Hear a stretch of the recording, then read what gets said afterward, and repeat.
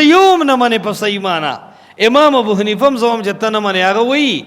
چې څوک الله په عرش باندې نه مني او د عرش د پاسه رب العالمین نه مني دا کافر دی.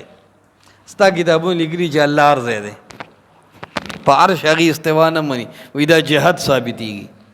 امام ابو حنیفه وایي چې د الله دوه لاس دي او دا به نه وی چې د دې دوو لاسو د مطلب قدرت دی، لأن فیه ابطال الصفه، ځکه په دې کې د صفت باطلوالی راځي. د الله صفت له چوټي ورکیږي. نو د هغه خدا عقیده نو ته نه امام ابو حنیفه منې. وی عقیده کې نه وي فروع ته راشه، مې فروع کې هم نه منې. امام ابو حنیفه وایي پټې په اجاره ورکول حرام دي. امام ابو حنیفه د اجارې نه مني. ښه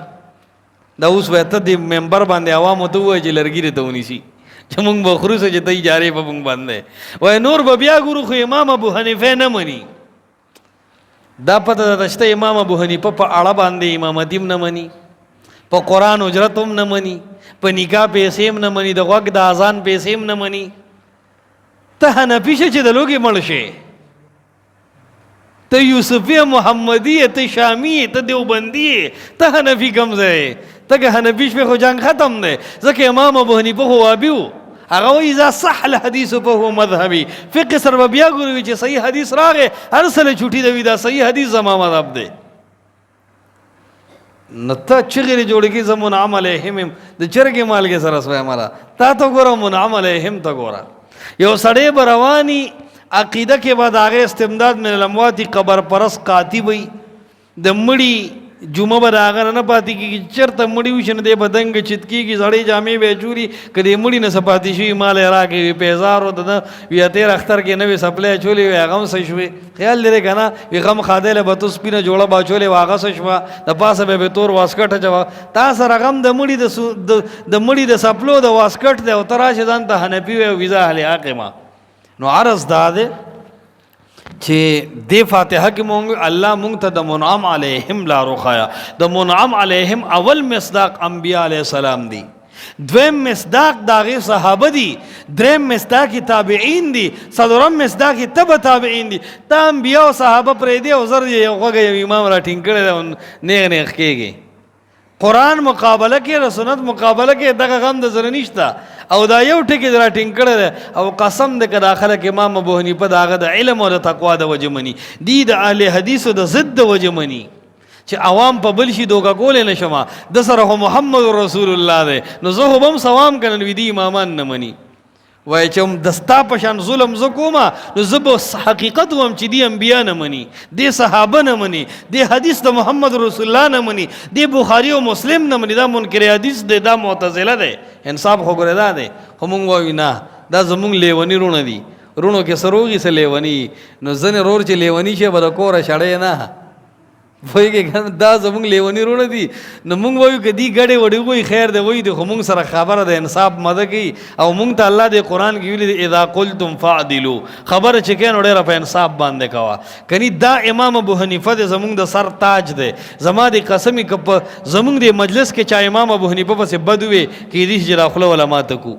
مونږ په دومره معین یو د الله په فضل، په دې وجه چې د قرآن سنت علمبردار علم تېر شوی دی. ها د هغه هره خبره دلیل نه دی، هره خبره چې دلیل هغه په مدینه منوره کې پروت دی او خاورې به پرتې دي چې هغې ته محمد رسول الله وي. امام مالک ویلي کل احد یوخذ من قوله ویترک الا صاحب هذا القبر. د هر سړي به بعضې خبر علي او بعضې به یې پرېږدي، چې هره خبره علي هغه دا قبر والا دی. محمد رسول الله ته اشاره وکړه چې د ده به یو خبره نه پرېږدي. که ستا د اصولو خلافي نو وایله، که ستا د عقل هم خلافي منې به، که ستا د معاشرې هم خلافي منې به، که ستا د مفتي د فتوې نه هم خلافي خو دې به منې. باقي پاتې شو نور خلکو نو د هغې خبره به فردوه الی الله والرسول. قرآن و سنت ته پیش کا. که ښه وه نو ډېره ښه ده، که خرابه وه دله دعا وکړه الله دې معاف کړي او ته عمل په قرآن و سنت وکړه. دا زمونږ د انصاف خبره ده. لکه دې کې بالکل څه ډله او پره نشته. کني دا امام ابو حنیفه دی. لنډ سوال دنه کومه د ده څو شاګردان مشهور دي، دا دوی بیا ډېر زیات دي.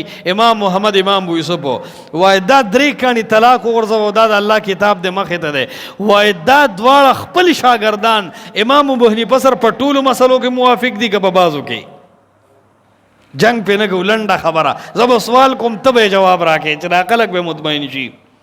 دا دی ټول منی دا کتابونه په گوادي د امام ابو حنیفه دا رای او دی وی د صاحبینو دا مذهب دی او د طرفینو دا مذهب دی او قالا امام محمد امام ابو یوسف دا وی کله کله وی امام ابو حنیفه امام محمد دا وی وقال ابو یوسف هکذا پس 1/3 فقہ کې دا دواړه شاګردان د خپل استاد نه جدا روان دي نو زه خو د امام ابو حنیفه په خبره پرې خودو باندې بے مذهب شوم د دوو شاګردانو ته سره سکے بیا دا دوه شاګردان په خپل منځ کې په ټولو مسلو کې یو نه دي سه امام شافعي سره باقاعده ملګري شوي دي سه یو سره او سبل سره نو داسې خو څوک بیا رستو راشه ابن عابدین شامیلا نو ابن عابدین شامی په ټولو مسلو کې امام ابو حنیفه پسې هم نه دی روان په ټولو کې امام محمد پسې هم نه دی روان په ټولو کې امام ابو یوسف پسې هم نه دی روان او په ټولو کې د درو پسې هم نه دی روان کله کله خپل اجتهادات کوي نو د امام د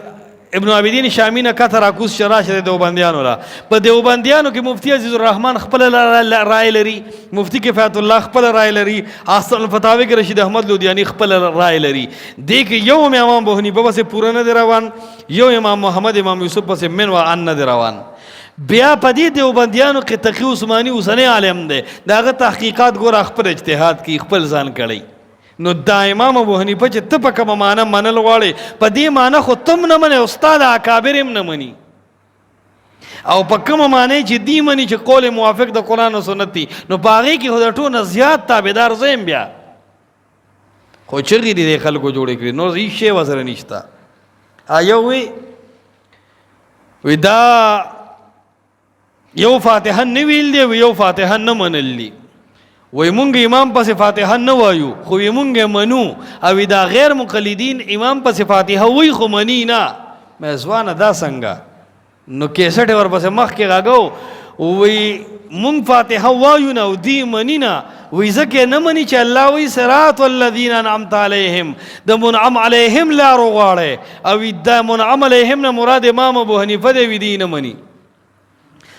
نو مې د منعم علیهم نه امام شافعي مراد دی که نه وی هغه ته هم دی مې ته مني وي نه نو مې منعم علیهم خو چې څنګه زه نه منم داسې بیا ته هم نه مني مې دې منعم علیهم نه امام مالک مراد دی وي او مې ته مني وي نه مې دې نه امام احمد بن حنبل مراد دی وي او مې ته مني وي نه نو مې ته درې ائمه نه منې ته منعم علیهم او زه دا یو منم خو ته وایې چې نه یې منې نو زه منعم علیهم نه یم سړی روان شو نو عرض دا دی چې مونږ سورة الفاتحه امام پسې وایو نو مونږ منومو او منل دی ته وي چې چا باندې الله انعام کړ دی انعام کلی چې د سړي مسله په قرآن او سنت ثابت وي نو په دې انعام ثابت شو چې د کم سړي مسله دی وکړه چې د قرآن حدیث سره برابر نه و نو دې ځای کې خو په ده انعام ونه شو که نه په دې ځای خو په ده الله د انعام باب بند کو د انعام پته خو به یې لګي چې مسله یې راوباسي او دلیل سره برابر وي نو دا عرض مې دا کو چې د الله او د رسول الله مقابله کې ابو بکر صدیق او عمر هم دلیل نه دی ابن عباس ویلیو رضی الله تعالی عنہ نو چې ابو بکر صدیق او عمر دلیل نه دی د رسول الله د حدیث مقابله کې نو بل کم کوجا دی چې داغه خبره بواله او رسول الله به پرې دی لکه داسې بسوږي ابیام دا وی صفا دا وی غیو وی الحق والانصاف ان الدلیل مع الشافعیه شیخ الهند محمود حسن وی دیوبندی عالم دی غټ مولا دی دیوبندیانو تقریر ترمذی وګوره کته په ترمذی بره کار کړی دی هغه وی انصاف دا دی چې دلیل په دې مسله کې امام شافعي سره دی لکن نحن مقلدون خو موږ مقلدون یو یجب علینا تقلید امامنا په موږ د امام ابو حنیفه تابعداري لازم ده نو اگر چې امام شافعي سره دلیل دی خو یې نه زما نو یو سړی خو هغه چې هغه دلیل هم پرې دی او امام پس روان دی نو وایي خدای خانه تا خانه کا ته په دې نه پوهېږي چې اتباع صرف د الله او د رسول الله کېږي بل چانه صراط الذین لار د هغه خلکو انعمت علیهم چې تا انعام کړی دی په هغې باندې او الله چې په انعام وکړي نو په زړه کې وله مینه او محبت پیدا کړي لکه صحابه مبارک الله فرمایي څلورمه سپاره کې دویمه رکوع کې چې اذکروا نعمت الله علیکم د الله نعمت یاد کړئ چې به تاسو یې کړی دی تاسو دشمنان وې نو الله په دې قرآن او سنت سره یو ځای کړی نو فاصبحتم بنعمته اخوانا تاسو د الله په دې نعمت رونه شوي نو لومبه مصداق صحابه دي دارن کتاب الله او حکمت د الله ورکول چې تاسو ته الله قرآن او سنت درکړ دا نعمت دی نو دې نعمت پسې روان شه قرآن او سنت پسې اطاعت د الله او د رسول ته نعمت ویلې دی غیبی امداد د الله ته نعمت ویلې دی د دنیا د عذاب نه نجات ته نعمت ویلې دی جنت ته داخلېدلو ته الله نعمت ویلې دی